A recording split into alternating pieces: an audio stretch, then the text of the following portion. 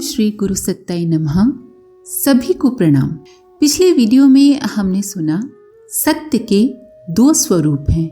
एक मोटा स्वरूप जो देखा, सुना, किया, उसको वैसे का वैसा बता दिया, और एक होता है सत्य का सूक्ष्म स्वरूप जो ऊपर से झूठ लग सकता है पर वो होता सत्य ही है, क्योंकि सद्भावना पूर्ण किए गए कार्य और कहे हुए वचन सत्य ही हैं। जो बोला या किया गया है, अगर उसके पीछे की भावना भलाई की है तो फिर वो सत्य है।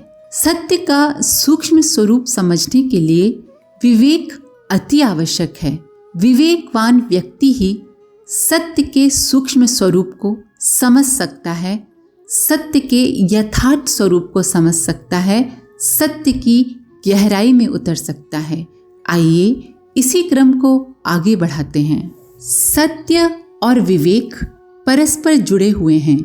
जहाँ एक होगा वहाँ दूसरा भी रहेगा। विवेक से सत्य का स्वरूप समझा और उसके सहारे सत्य की प्राप्ति के लिए आगे बढ़ा जाता है। मनुष्य स्वभाव से ही पूर्वाग्रहों से ग्रसित होता है। वंश परंपरा, वातावरण और संचित संस्कारों के कारण उसकी कुछ अपनी मान्यताएं और आदतें बन जाती हैं, जिनकी वजह से वो पहले से ही दूसरों के बारे में अपनी राय बना लेता है और उसी को सब कुछ मान लेता है, उसी को सत्य मान लेता है। मनुष्य में पूर्वाग्रह के 3 कारण बतलाए गए हैं। पहला, वंश परंपरा के आधार पर कुछ मान्यताएं बन जाती हैं। जातिगत छोटे बड़े की मान्यता वंश परंपरा के आधार पर है। अपने से भिन्न वंश के श्रेष्ठ गुण वालों को भी अपने से कम सिद्ध करने का मन इसी आधार पर होता है। छुआछूत जैसी कुरीति वंश परंपरा पर ही आधारित है। दूसरा कारण वातावरण जन्य पूर्वाग्रह है। जो सुख में पले हैं वे किसी दुखी या भूखे की मजबूरी नहीं समझ पाते। इसी प्रकार दरिद्रता में पले व्यक्ति सोचते हैं कि संपन्न लोग हमेशा सुखी ही रहते हैं, उनको कोई दुख हो ही नहीं सकता, उनकी कोई दिक्कतें हो ही नहीं सकती। भीड़ में सामूहिक लहर उठती है तो समझदार भी तोड़ फोड़ करने लगते हैं, उनका विचार काम करना बंद कर देता है। ऐसे माहौल में उनकी सोच समझ मानो कुंद हो जाती है। तीसरा है संचित संस्कार अभ्यास। जैसे कि जिसे व्यंग करने का अभ्यास है, उसे ये नहीं समझ में आता कि लोग बुरा क्यों मान जाते हैं जब वो कुछ बोलता है तो, या फिर खर्चीले हाथ वाला व्यक्ति मित व्ययता के लाभ को नहीं समझ पाता और कंजूस उदारता से बचकर रहना चाहता है। आलसी श्रम की महत्ता को, क्रोधी शालीन व्यवहार को, आवारा समय के महत्व को झुठलाते ही रहना चाहते हैं। इस स्तर के सभी अभ्यासगत पूर्वाग्रह किसी न किसी सत्य को नजरअंदाज करते ही रहते हैं। सत्य और विवेक दोनों के परिपुष्ट हुए बिना मनुष्य की सद्गति नहीं। एक व्यक्ति अपने 3 बच्चों को किसी विचारशील के पास ले गया और बोला, इनके गुण और भविष्य बताइए। विचारशील व्यक्ति ने तीनों को 2-2 केले दिए। एक ने छिलका उतारकर सड़क पर फेंक दिया, दूसरे ने कूड़ेदान में डाल दिया, तीसरे ने गाय को खिला दिया। भविष्यवक्ता ने कहा, इनमें से एक मूर्ख, दूसरा समझदार और तीसरा उदार बनेगा। पिता ने पूछा, आपने कौन सा गणित लगाकर ये भविष्यवाणी की? विचारक ने उत्तर दिया, विवेक का गणित। एक पेड़ पर 2 बाज प्रेम पूर्वक रहते थे। दोनों शिकार की तलाश में निकलते और जो भी पकड़ लाते उसे शाम को मिल बैठकर खाते। बहुत दिन से उनका यही क्रम चल रहा था। एक दिन दोनों शिकार पकड़ कर लाए। एक की चोंच में चूहा था और दूसरी के में सांप। शिकार दोनों ही जीवित थे। पेड़ पर बैठकर बाजों ने जब उनकी पकड़ ढीली की, सांप ने चूहे को देखा और चूहे ने सांप को। सांप चूहे का स्वादिष्ट भोजन पाने के लिए जीभ लपलपाने लगा और चूहा सांप के प्रयत्नों को देखकर अपने पकड़ने वाले बाज के डैनों में छिपने की कोशिश करने लगा। उस दृश्य को देखकर एक बाज गंभीर हो गया और विचार मग्न दिखने लगा। दूसरे ने उससे पूछा, दोस्त, किस चिंतन मनन में डूब गए?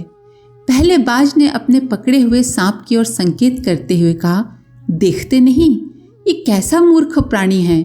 जीभ की लिप्सा के आगे ये मौत को भी भूल रहा है।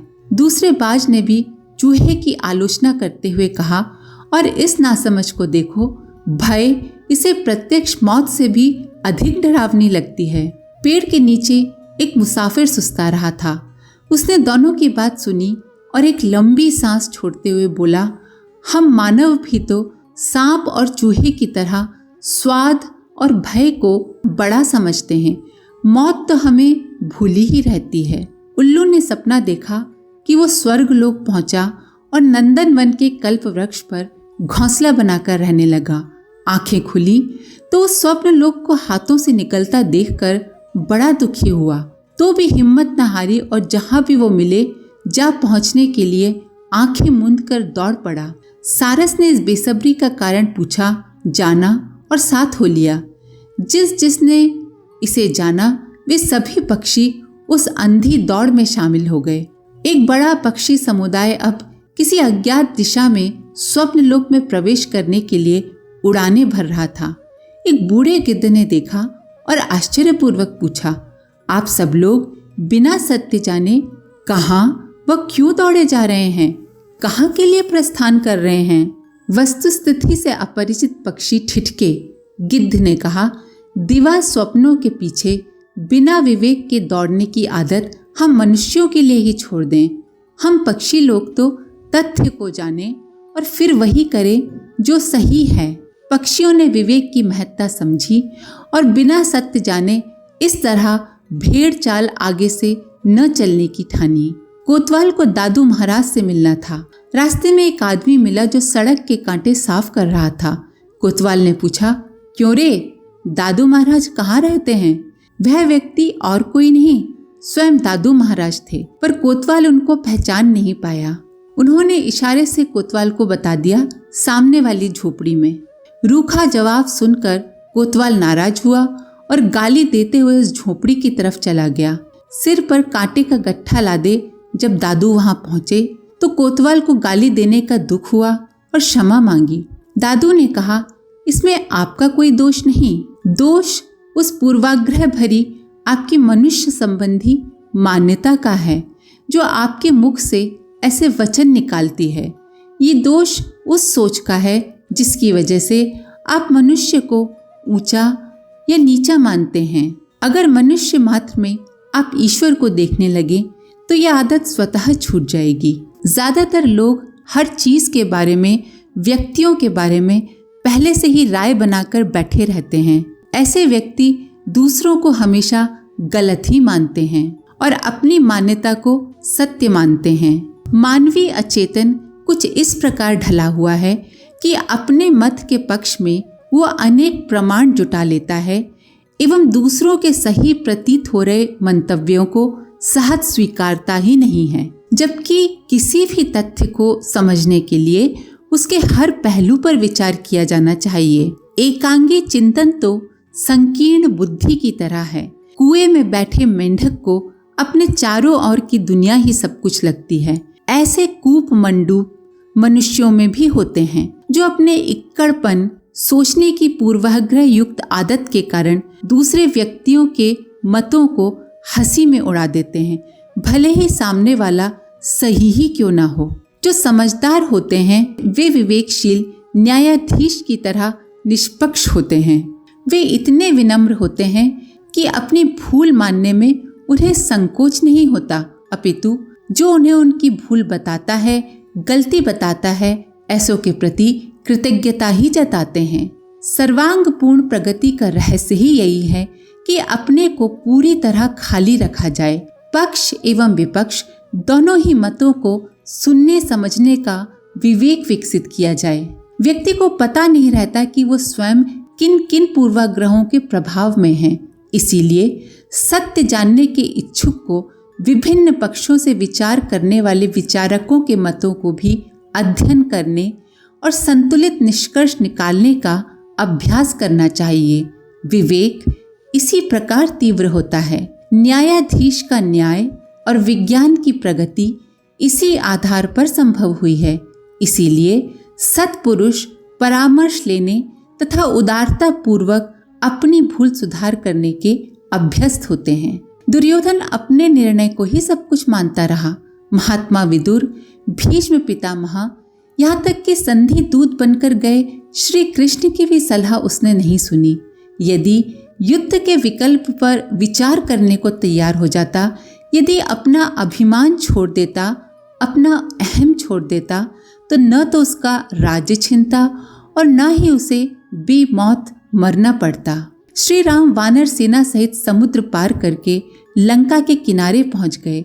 रावण ने आपातकालीन बैठक बुलाई। अपने अहंकार में मदांध खुशामदियों ने कहना शुरू कर दिया, अरे महाराज, मनुष्य और बंदर तो अपने आहार हैं, घर बैठे भोजन मिल गया, चिंता की क्या बात है।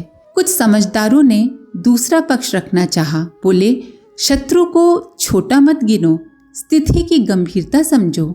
समुद्र को बांधना सामान्य कार्य नहीं है। इन्हीं बंदरों में से एक अकेला लंका जला गया था, तब किसी ने अपनी भूख क्यों नहीं बुझाई। किंतु दुराग्रही दूसरा पक्ष सुनने का आदी ही नहीं होता, उसको तो बस बहस करनी होती है। एक तरफा विचार दुराग्रही को सही निर्णय तक नहीं पहुंचने देता। भगवान बुद्ध वृक्ष के नीचे घोर तपस्या में निरत थे।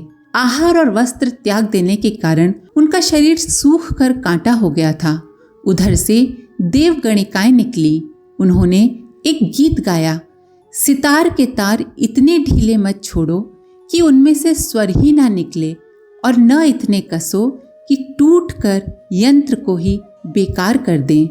बुद्ध को बोध हुआ। उन्होंने अतिवाद छोड़ा और मध्यम मार्ग अपनाया और उसी की नीति के अनुरूप भावी जीवन का संतुलित क्रम बनाया।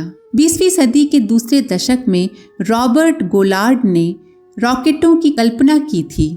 इसके प्रकाशित होने पर अमेरिका के प्रमुख पत्र न्यूयॉर्क टाइम्स ने उनका बड़ा मजाक उड़ाया और कहा, लगता है ये इंसान तो स्कूली बच्चों से भी गया बीता है। पृथ्वी की गुरुत्वाकर्षण शक्ति के बारे में जिसे कुछ पता होगा, वो ऐसी बेसिर पैर की कल्पना कर ही नहीं सकता। इस टिप्पणी के 50 वर्ष के भीतर ही जब चंद्रमा पर यात्रा करने वाला अंतरिक्ष यान रवाना हुआ, तो न्यूयॉर्क टाइम्स ने अपनी पुरानी टिप्पणी फिर से प्रकाशित करते हुए स्वर्गीय गोलार्ड और विज्ञ समुदाय से माफी मांगी और कहा कि किसी नई परिकल्पना को ऐसे ही मजाक में नहीं उड़ाना चाहिए, उसके संबंध में गंभीरता पूर्वक विचार होना चाहिए। एक युवक एक युवती से प्रेम करने लगा। प्रेम में जोश अधिक होता है और होश कम। वो विवाह की जिद पर अड़ गया। उसके अभिभावकों ने उस संबंध को ठीक नहीं समझा। उन्हें लगा कि भविष्य में ये विवाह युवक के लिए दुख का कारण बनेगा, पर युवक किसी की सुनना ही नहीं चाहता था। परेशान होकर एक संत के पास गया। संत ने पूछा, भाई, लड़की से विवाह करने में तो बुराई नहीं, परंतु सोच लो उसके पिता आदि नाराज हुए तो? युवक जोश में भरकर बोला, प्यार के लिए मैं कोई भी कुर्बानी दे सकता हूँ। संत हंसे, बोले, बेटा, प्यार तो तेरी माँ ने भी तुझे कम नहीं किया, पिता भाई ने भी तुझे प्यार ही किया है। उनके प्यार के लिए कोई कुर्बानी दी क्या? ठीक से देख, तू प्यार के लिए कुर्बानी कर रहा है या वासना के लिए? युवक को बोध हुआ। उसने सभी पक्षों पर विचार किया और शादी का विचार बदल दिया। महिला संत राबिया अपने पूजा स्थल पर एक जल कलश रखती थीं और एक जलता अंगारा। लोग इन पूजा प्रतीकों का रहस्य पूछते तो वे कहती, मैं अपनी आकांक्षाओं को पानी में डुबाना चाहती हूँ और अहंकार को जलाना चाहती हूँ, ताकि पतन में ले जाने वाले इन दोनों अवरोधों से पीछा छुड़ा सकूं। किसी ने कहा, आप तो संत हैं, सिद्ध हैं, आप में अब दोष कहाँ रह गए? राबिया बोली, जिस दिन मैं अपने आप को त्रुटिहीन मान लूंगी, उस दिन संत तो क्या, इंसान भी नहीं रह जाऊंगी, देवता बन जाऊंगी। पति पत्नी में अनबन हो गई। एक दूसरे को कटु शब्द बोल गए। मनों को चोट पहुंची और बोलचाल बंद हो गई। उनका एक 7 वर्षीय बालक था। वो कहीं से एक गीत के बोल सुनाया था, मुख से कड़वे बोल न बोल। बच्चे को गाना बड़ा अच्छा लगा। वो उसे पिता के कमरे में बैठकर गुनगुनाने लगा। जब पिता का उस पर ध्यान गया तो वे चौंके, मन में खींचे, क्या मैं ही कड़वा बोलता हूँ? बच्चे से बोले, बेटा जा अपनी माँ के कमरे में जाकर गा। भोला बालक वही गीत माँ के कमरे में जाकर गाने लगा। माँ ने सुना तो उसे खींच भी आई और हंसी भी। वो बोली, जा अपने पिताजी के पास बैठकर गा। बालक फिर पिताजी के कमरे में गाने लगा। फिर डांट पड़ गई। बेचारा क्या करता, दोनों कमरों के बीच बरामदे में बैठकर गाने लगा, मुख से कड़वे बोल न बोल। आवाज सुनकर माता पिता दोनों अपने अपने कमरे से निकले बच्चे को रोकने, पर एक दूसरे को देखकर चुप रह गए। बच्चे ने दोनों को देखा और बोला, आप दोनों को ही ये गाना अच्छा नहीं लगता, इसलिए अलग बैठकर गा रहा हूँ। अब आपको क्या शिकायत है? पति पत्नी ने एक दूसरे को देखा। अपनी भूल पर उन्हें हंसी आ गई। दोनों बच्चे के पास गए, बोले, अच्छा भाई, हमें भी अच्छा लगता है, अब हमारे सामने ही गा लो, हमसे ही गलती हुई है। अपनी भूल मानने में कभी भी संकोच ना होना, भले ही वो छोटू द्वारा बताई गई हो। यही बड़प्पन की निशानी है। औचित्य को हर कीमत पर स्वीकारा जाना चाहिए। अपने अहंकार को आड़े नहीं आने देना चाहिए। आज के लिए इतना ही। अपने विचार कमेंट बॉक्स में जरूर लिखें। आप सभी का धन्यवाद। ओम शांति। हमारे YouTube चैनल को सब्सक्राइब करें और बेल आइकन को दबाकर ऑल पर क्लिक करें ताकि आने वाले सभी वीडियोस की नोटिफिकेशन आपको मिलती रहे।